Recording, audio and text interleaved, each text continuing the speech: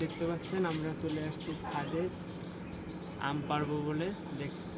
দেখেন যে কোন আমগুলো পাকা সেইগুলো এখন আমরা পাড়ার চেষ্টা করব।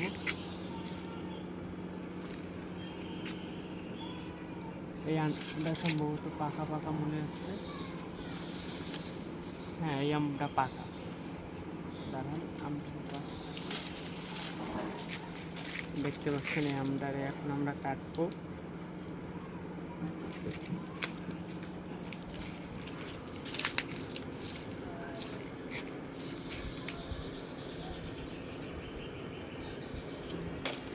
দেখেন আমটা সম্পূর্ণ পেকে গেছে।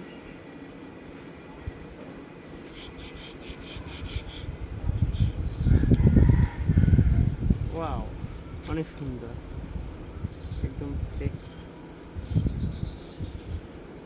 দাঁড়ান এই আমটা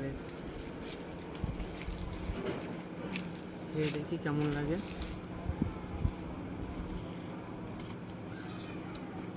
সেই স্বাদ, অনেক মিষ্টি।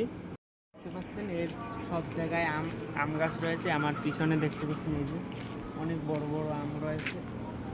প্রত্যেকটা গাছে প্রতি বছরে অনেক আম হয়, ঠিক আছে। এবছরে একটু কম হয়েছে। এই সব জায়গায় আম